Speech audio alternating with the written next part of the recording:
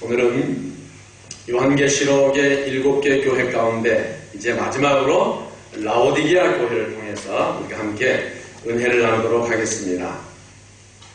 이 라오디게아는 당시 리쿠스 강을 중심으로 이 요한계시록이 쓰여지기 200년 전에 수리아 왕인 안티오커스 2세 왕이 아주 아름답게 강 근처에 조성한 멋진 도시입니다. 이 안티오커스 2세의 와이프의 이름이 뭐냐면 라오디게입니다.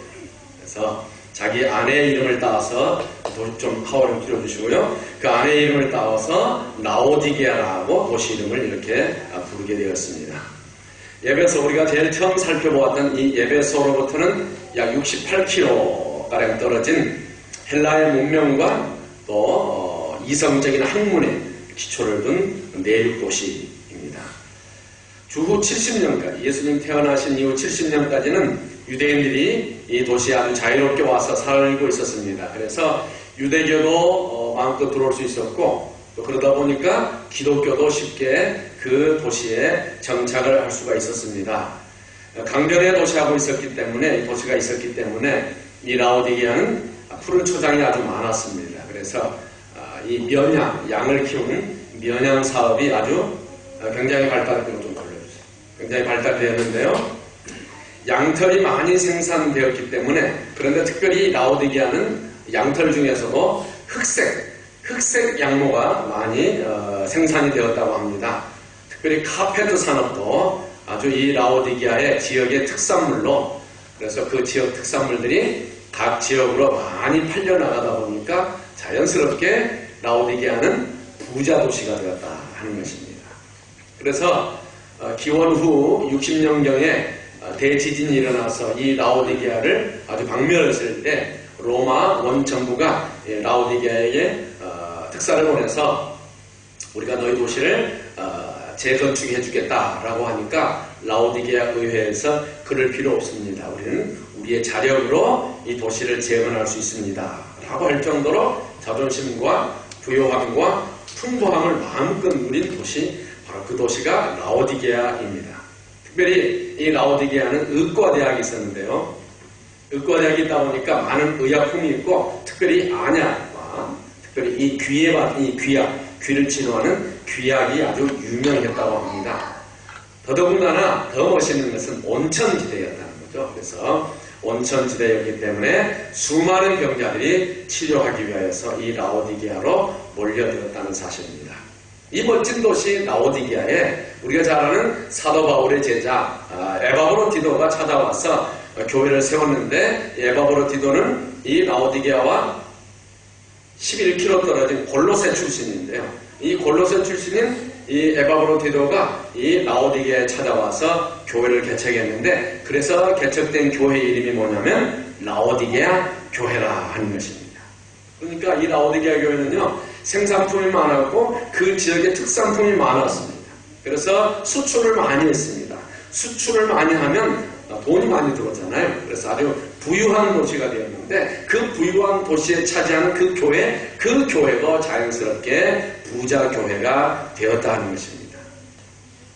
부유한 도시에 자리한 부유한 교회, 칭찬을 들으면 좋을 텐데, 오늘 성경을 보니까 이 라오디게아 교회에 대한 주님의 평가가 뭐냐? 나쁘다는 거예요. 그게 문제입니다. 우리가 지금까지 7개 교회를 살펴보았는데 이 교회는 칭찬이 없어요.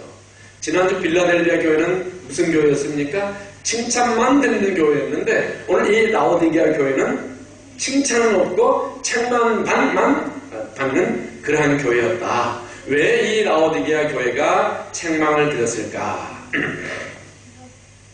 조금 말씀드린 대로 이 라오디게아가 경제적으로 경제특구입니다. 경제특구. 그래서 경제가 활성화되다 보니까 쉽게 말하면 돈이 많다 하고 있습니다.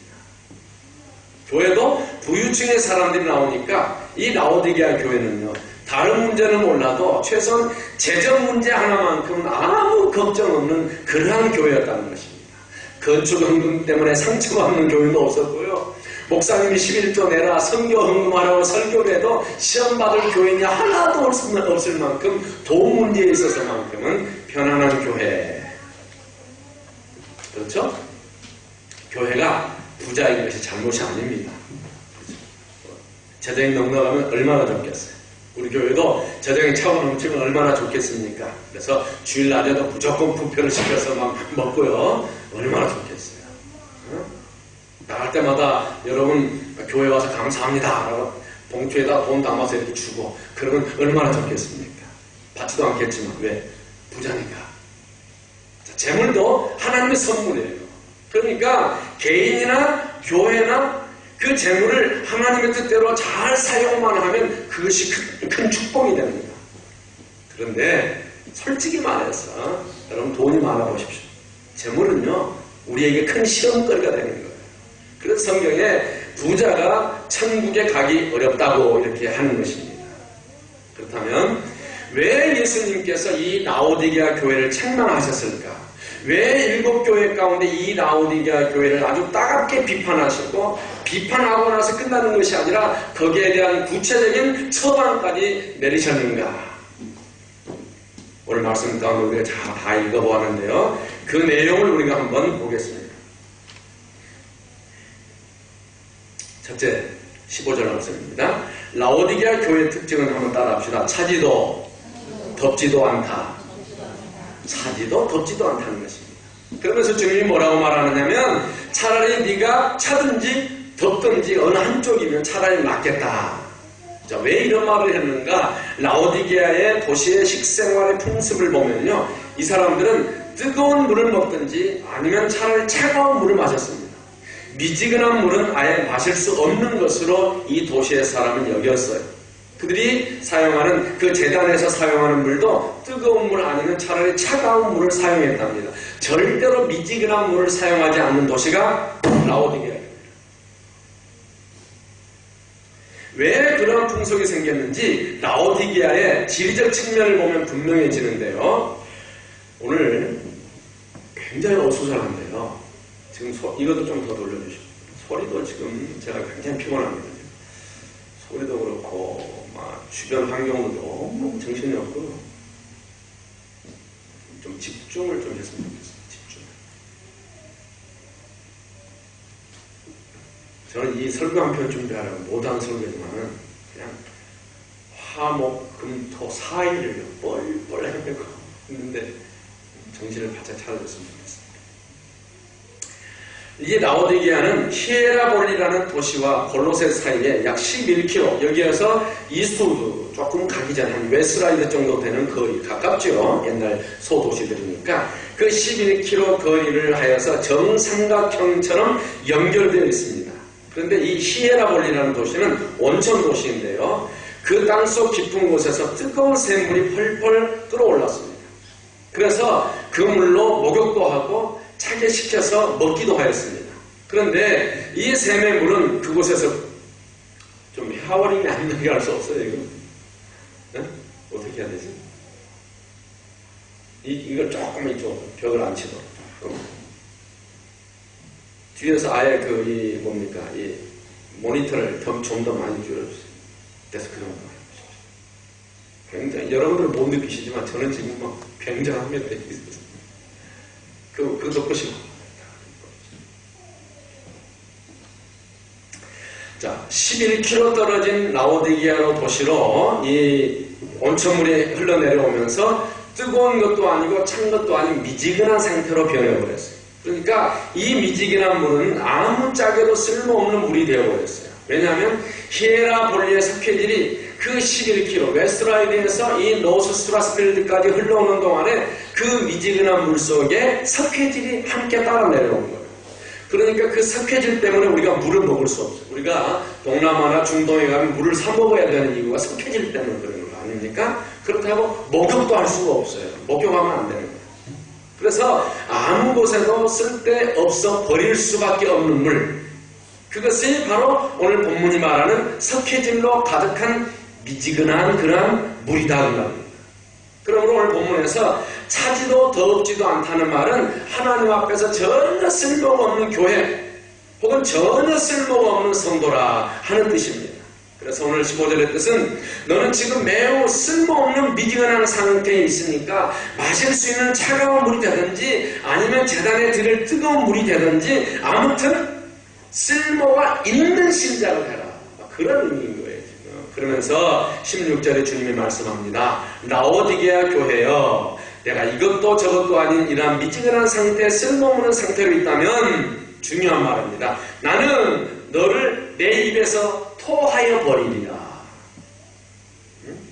다시 말씀드리면 교회나 교인이 하나님께 아무런 쓸모없는 존재가 될 때, 다시 말해서 미지근한 상태에 계속 거할 때 주님은 그 교회나 교인을 버리고 주님이 떠나시겠다는 거예요. 나는 너를 내 입에서 토하여 내치겠다. 나는 너와 전혀 상관하지 않겠다. 주님의 말씀이에요.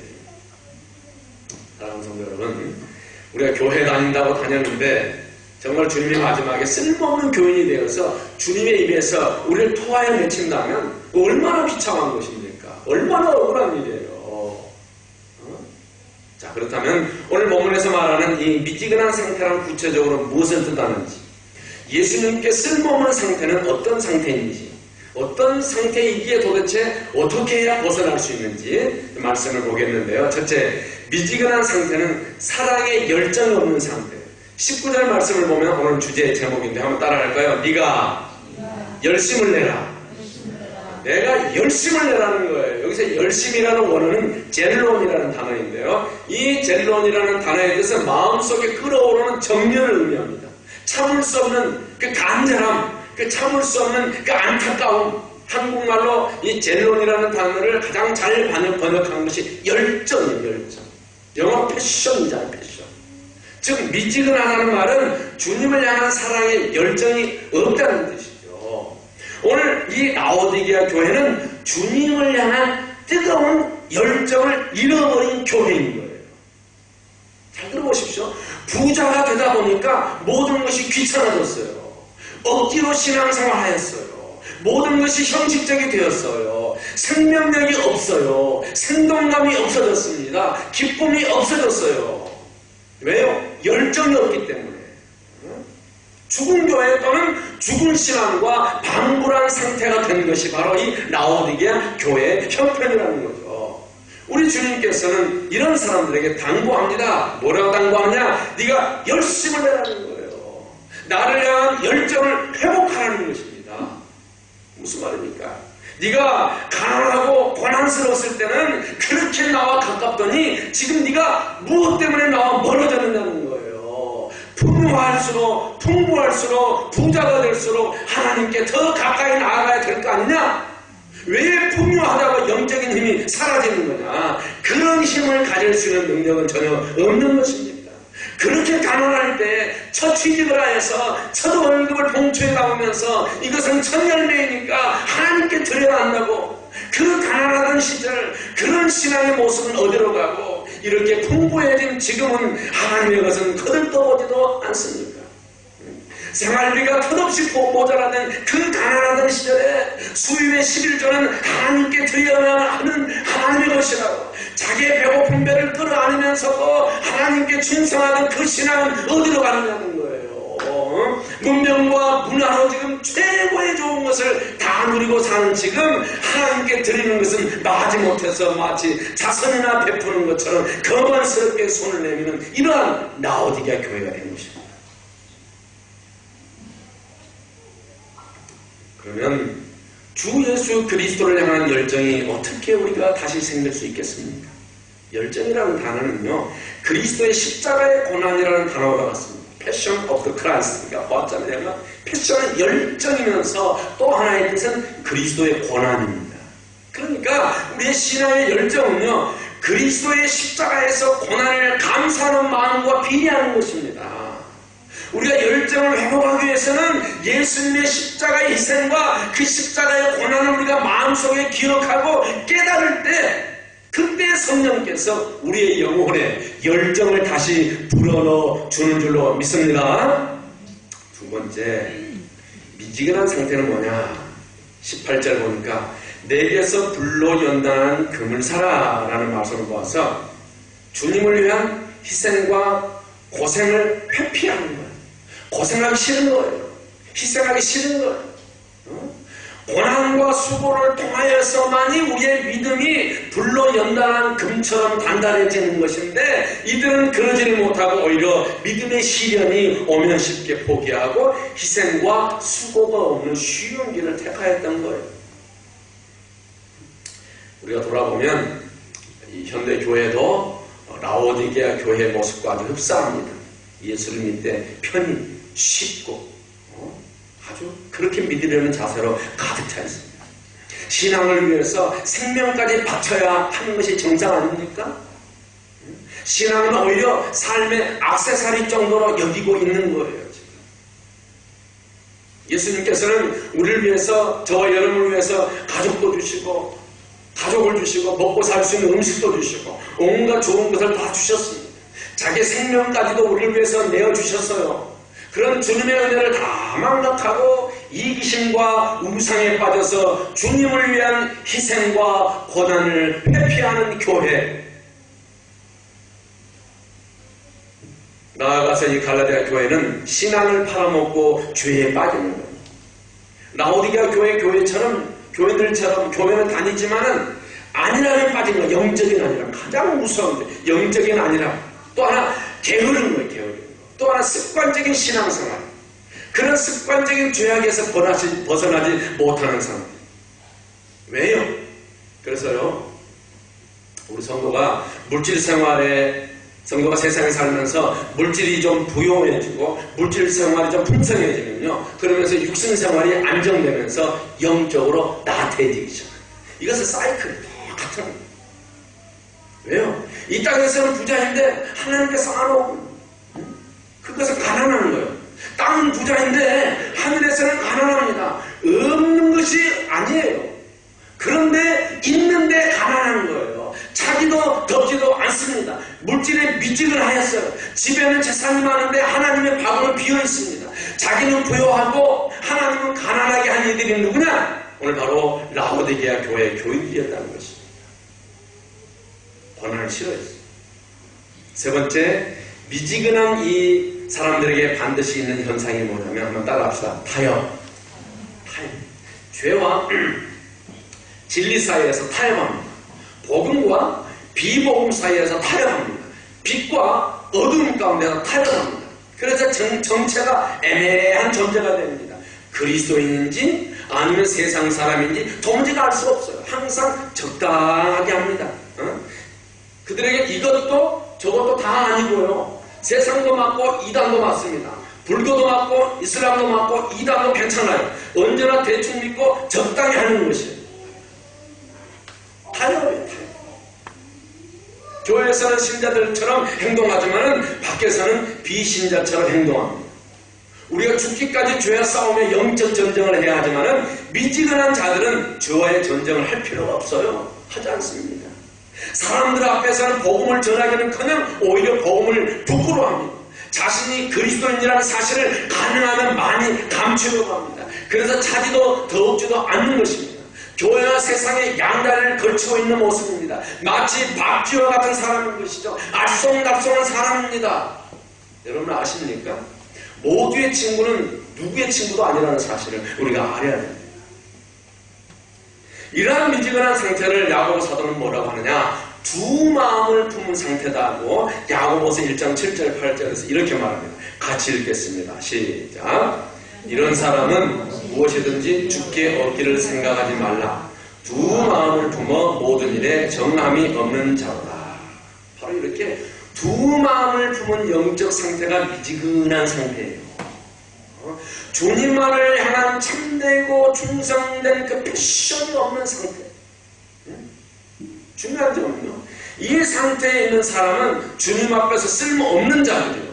그리고 그 미지근한 상태로는 결코 하나님을 뵐 수 없다고 오늘 예수님은 라오디게아 교회를 향해서 경고하고 있는 거죠. 그리고 네 번째, 그러면 미지근한 신앙이란 무엇이냐? 그 내면적인 세계에 있어서 자만과 그리고 착각의 상태에 빠져 있는 거예요. 그것이 미지근한 신앙. 외적으로는 주님을 향한 열정이 없는 것 같아요. 주를 위한 고난과 희생을 피하는 것으로 나타나지만은 내적으로는요, 그 마음속에 뭐가 있냐면 교만과 자만과 착각이 자자합니다. 여러분 17절 말씀 보면 주님께서 말씀하시기를 이 미지근한 자들은 착각하기를 뭐라고 말하느냐 이렇게 말한다는 거예요. 나는 부자라 부요하여 부족한 것이 없다라고 생각한다는 것입니다. 맞습니다. 라오디게아 교회는요, 돈이 많은 사람, 세상 교육을 많이 받는 사람, 그리고 사회적으로 높은 자리에 앉아서 좋은 옷을 입고 다니는 사람들이 많았습니다. 세상적으로 볼 때 그들은 충분했어요. 그렇잖아요. 부러울 것이 없었습니다. 이만하면 된 거예요. 이제 성공한 거예요. 이제 자리 잡은 거예요. 그래서 그 자리에서 자만심으로 안주했던 교회가 바로 어떤 교회냐? 라오디게아 교회예요. 그러나 그러한 자만심 가운데 그들은 참된 교회가 무엇입니까? 도대체 우리 라오디게아 교회를 향한 주님의 뜻은 무엇인지 그들이 망라하는 거예요. 그래서 정말로는 하나님 앞에서는 전혀 쓸모없는 그런 미지근한 교회가 되어버렸다. 이러한 자만과 착각에 빠진 라오디게아 교회의 주님께서 17절 후반절에 엄하게 꾸짖습니다. 17절 후반에 너의 권고한 것과 가련한 것과 가난한 것과 눈 먼 것과 벌거벗은 것을 알지 못하는 거다. 자만한 교회는요, 영적인 면에서 착각에 빠져있는 교회입니다. 특히 하나님의 평가에 의하면 이런 자만하는 교회는요, 말씀대로 불쌍하고 비참하고 눈이 먼 교회입니다. 나아가서 벌거벗은 수치를 지니고 있는 가련한 상태입니다. 자, 이러한 교회를 향하여서 주님은 뭐라고 말하느냐? 토한다는 말은 무슨 말인지 아시죠? 토하여서 내쳐버릴 정도로 싫어한다. 그러니까 주님의 이러한 안타까운 마음을 모르는 교회, 모르는 자들, 바로 주님을 향한 사랑과 열정을 잃어버린 이 라오디게아 교회와 교인들을 향하여서 주님이 안타까워하십니다. 사랑하는 여러분, 기억하기 바랍니다. 영적으로 성장하지 않고 현상 유지하려는 성도와 교회는요, 사실은 죽어가고 있는 교회입니다. 요즘 교회를 생각할 때마다 가슴이 너무너무 아파요. 그래서 오히려 하나님께 제게 열정을 회복시켜 주는 것 같아가지고 너무너무 감사해요. 오직 사탄에게 넘어가는 것이 아니라 사탄에게 이김에 승리하는 교회만이 계속 앞으로 살아가는 교회라는 사실을 잊지 않으시기를 간절히 축원합니다. 오늘 20절 말씀 보면 이 교회는요, 교회라는 간판을 가지고 있으면서도 예수 그리스도가 20절 말씀 보니까 문 밖에 서 있게 하는 교회다. 볼지어다 내가 문 밖에 서서 두드리노니. 보세요. 라오디게아 교회의 가장 큰 문제는 뭐냐면 예수 그리스도가 교회 문 안에 계시는 것이 아니라 교회 문 안에 계시지 못하고 문 밖에 계신다는 거예요. 예수님을 문 안에 모시지 못하고 예수님을 문 밖에 세운 그리스도인들은 참된 그리스도인이 아닌 거예요. 예수께서 문 밖에 서 계시는 교회, 그 교회는 주님이 인정하시는 교회가 아니라는 거죠. 정확하게는 무슨 교회냐? 한번 따라합시다. 배교하는 교회. 교회라는 이름으로 모이기는 모였는데 그곳에 예수는 없어요. 모여있어요. 그럼 마지막 저 그리스도 대에 저 그리스도를 따르는 교회. 그게 바로 배교하는 교회. 배교하는 교회, 배반하는 교회는요, 예수 그리스도를 사랑하지 않습니다. 이세벨 여신도 사랑하고요, 세상도 사랑하고요, 세상 종교도 사랑합니다. 결국 배신하는 교회, 이 배교하는 교회는 저 그리스도를 믿게 되면서 우리 주 예수 그리스도를 핍박하는 그러한 교회로 전락하게 되는 거예요. 지금 바로 그러한 세대가 아닌가. 저는 기도 가운데 우리 한국교회가 그런 배교의 길로 갈까 저는 걱정하면서 기도합니다. 여러분, 한국교회를 위해서 기도하셔야 돼요. 우리 이민교회 전체를 위해서도 여러분 기도하셔야 돼요. 최근에 가장 많이 쓰이는 신학적인 용어가 하나 있는데요. 그게 뭐냐면 현실적 무신론자 혹은 유명 그리스도인, 노미널 크리스찬. 그런데 이건 뭐냐면 교회는 다녀요. 교회는 다니지만 실제로는 무신론자라는 뜻이에요. 그리스도인이라고 불리지만 사실은 가짜 그리스도인. 지칭합니다. 이러한 가짜 그리스도인의 특징이 뭐냐면 예수님을 진정한 주님으로 섬기고 있지 않다는 거예요. 자신의 삶의 모든 영역에서 예수 그리스도를 나의 주님으로, 나의 왕으로, 나의 로드로 섬기지 않는다는 거죠. 하나님을 범사에 인정하지 않습니다. 그래서 실제로 교회는 나오지만은 그리스도와는 관계가 없고 실제로는 그리스도인이 아닌 거죠. 그래서 현실적 무신론자 혹은 유명 그리스도인이라고 하는데 바로 이들이 라오디게아 교회이며 배교하는 교회 마지막에 가라지 선도로 지금 전락하고 있는 것입니다. 자, 이제 우리 주님께서는 이 미지근하여서 쓸모없는 라오디게아 교회에게 그 자리에서 벗어날 수 있는 몇 가지 방안을 18절 말씀에서 말씀하시는데요. 주님이 주신 말씀은 사라는 거예요. 사라는 거예요. 그러면 무엇을 살 것인가? 첫 번째, 불로 재련된 금을 내게서 사라. 예수님에게서 사라는 것입니다. 다른 곳에 사는 것이 아니에요. 무슨 말입니까?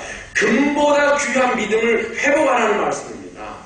땅에 있는 것보다는 하늘의 영원한 것을 추구하면서 주 예수 그리스도를 향한 믿음을 회복하라는 그런 말씀 아닙니까? 고난을 이기는 믿음의 연단을 통과하라는 예수님의 부탁인 거예요.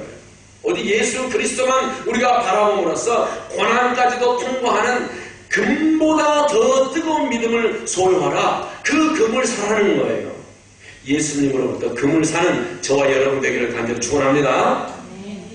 두 번째는 무엇을 사느냐 보니까 깨끗하고 순결한 흰 옷을 내게서 사라고 했습니다. 그래야 18절에 있는 너는 벌거벗은 숙취를 가릴 수 있게 될 것이다. 성경에서 깨끗하고 순결한 흰 옷은 뭐냐? 우리 주 예수 그리스도의 보혈의 옷입니다. 미지근하고 쓸모없는 교회는 십자가의 이 보혈의 복음을 잃은 교회들입니다. 그러므로 십자가의 복음을 통하여서 우리 교회들은, 우리 성도들은 복음의 옷을 입어야 하는 거예요. 그리스도의 십자가를 기억해야 됩니다. 그분의 은혜를 우리가 잊지 않아야 됩니다. 그러기 위해서는 복음으로 돌아가야 되는 거예요. 그리스도의 십자가의 부활을 구체적으로 체험해야 하는 것입니다. 그렇지 않으면 라오디게아 교회와 동일한 상태에서 우리들도 벗어날 수 없다는 것이죠. 처음에 말씀드린 것처럼 라오디게아 교회는 검은 양모가 많았다고 했습니다. 그래서 주님은 대조적으로 이해하기 쉽도록 흰옷을 입으라 그렇게 또 말씀을 했어요. 흰옷, 죄를 버린 예수를 믿은 성도들이 입는 깨끗한 성결의 옷이래요. 우리는 늘 성결 생활을 만들어 가야 되는 것이죠. 자, 그럼 세 번째 예수님은 라오디게아 교회를 향하여서 무엇을 사라고 말씀하셨느냐면 한번 따라합시다. 안약을 사라. 안약. 눈이 치료가 되어서 시력을 되찾게 될 것이라. 안약을 사서 바르면. 지금 라오디게아 교회는 문제는요, 자기 자신을 보지 못한다는 게 문제가 있는 거예요. 그게 문제예요. 라오디게아 교회와 같은 장님의 상태, 그래서 자기 자신을 보지 못하는 모든 성도들에게 해당한다는 말이에요. 그래서 주님이 허락하시는 안약을 사서 바를 때 우리는 우리 자신이 얼마나 헐벗고 얼마나 가난하고 얼마나 비참한 상태였는지 우리가 스스로를 보게 된다는 것이죠. 예수의 십자가를 반사시켜서 보는 것. 안약이 뭐냐? 따라합시다. 안약은 영적 분별력이다. 영적 분별력을 볼 줄 알아야 돼요. 성령은 우리에게요, 복음을 분별하는 영적 분별력을 주시는데 그 영적 분별력을 예수님은 안약을 사서 우리의 닫혀있는 영안을 열 수 있도록 주 예수 그리스도의 성령의 안약을 사서 우리의 심령에 발휘하는 것입니다. 성령의 조명하심이 우리에게 있어야 돼요. 성령으로 충만해야 됩니다. 하나님의 뜻으로 충만해야 됩니다. 복음의 깊이나 깊이 알아야 됩니다. 안약을 바른 상태로서 많이 우리는 우리 자신과 우리가 처한 교회를 우리가 볼 수 있는 거예요. 그래서 주님이 주신 안약은 오직 그리스도를 통해서 성령님 안에서만 얻게 되는 안약인 줄로 믿습니다. 결론입니다. 사랑하는 성도 여러분, 우리 주님은요, 우리가 미지근한 상태에 있기를 원하지 않습니다. 저도 마찬가지고 여러분도 마찬가지입니다. 제가 시드니에 있는 많은 목사님을 만나보지만은 저도 그분들에게는 그렇게 비춰지는지 모르겠지만은 미지근합니다. 여러분, 시드니에 있는 목회자들이 몇처럼 기도하는 거예요. 그냥 먹고 살기 위해서 자기 배부르기 위해서 살지 마시고 시대의 영적 환경을 위해서 기도해 주시고요. 목사님들을 위해서 기도해 주셔야 돼요. 미지근한 목사님들을 위해서 좀. 저들이 살아나서 봄에 뜨겁게 그들이 목사안수 받을 때 눈물을 흘리면서 내가 예수를 위해서 정말 이번에 테러가 일어날 것처럼 이 칼이 내 목에 들어가고 예수만 위해서 살겠다고 그들이 안수 받을 때 얼마나 피를 흘리면서 그들이 안수 받았습니까? 그런 목회자들이 지금 뜨뜻미지근히 기도하세요. 기도 제목이 얼마나 많습니까?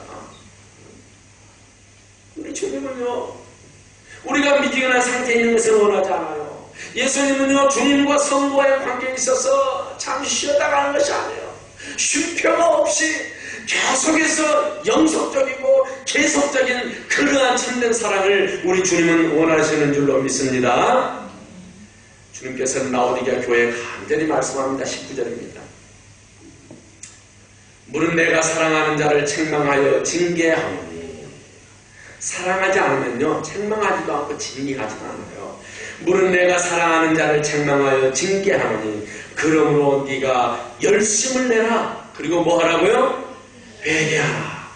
좀 더 정확하게 표현하면 나만을 뜻깊게 사랑하라는 거예요. 나만 사랑하라는 거예요. 나 예수만 사랑하라는 것입니다. 그렇게 하지 못하면 회개하라는 것입니다. 그렇지 않으면 토하여 내집니다. 토하여. 여러분, 신앙생활이 뭡니까? 신앙생활은요, 우리의 예수님만을 향한 그 뜨거운 사랑과 열정, 그건 신앙생활 아니에요? 진정한 신앙은 그러면 어디에서 시작이 되느냐? 오늘 말씀처럼 회개에서 시작합니다. 항상 회개에서 시작해요. 그래서 우리 그리스도는요, 사랑의 주님인 거예요. 응? 진정한 신앙은 언제나 회개에서 시작합니다. 다시 시작했어요. 다시 돌아가는, 다시 마음과 삶을 주님께 드리는 것입니다.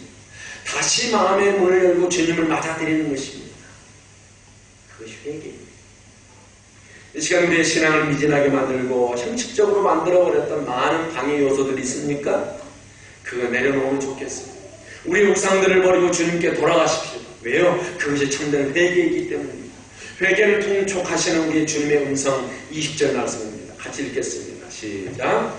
볼지어다 내가 문 밖에 서서 두드리노니 내 음성을 듣고 문을 열면 내가 그에게로 들어가 그와 더불어 먹고 그는 나와 더불어 먹으리라. 이것이요, 라오디게아 교회를 향한 주님의 마지막 강청입니다. 강청. 강하게 청하는 거예요. 사랑하는 여러분, 라오디게아 교회는요, 세상을 사랑하느라고 그리스도의 사랑을 놓친 교회입니다. 그러게 하나님 보시기에는 파렴치한 교회였던 것입니다. 만일 세상을 그리스도보다 더 사랑한다면 주님이 뭐라고 말하느냐? 이제 나는 너를 토하여 내치겠다. 이것이 오늘 라오디게아 교회를 향한 주님의, 한번 따라합시다. 주님의 통탄이다. 오늘 우리 자신의 신앙을 점검해 봅시다. 이 7개 교회를 우리가 살펴보면서 오늘 마지막 이 우리에게 경고를 주기 위해서 예수는 7번째 이 라오디게아 교회를 배치했는지 모르겠습니다. 우리 안에 이 라오디게아 교회의 모습은 없는지 점검합시다. 문제가 있다면 회개하면 됩니다. 그리고 주님의 말씀대로 성령 충만을 얻어서 뜨거운 사랑과 열정을 다시 소유합시다. 마음의 문을 열고 주님을 영접합시다. 그래서 우리 모두가 주 예수 그리스도만을 사랑하게 되기를 우리 주 예수 그리스도의 이름으로 간절히 축원합니다. 아멘.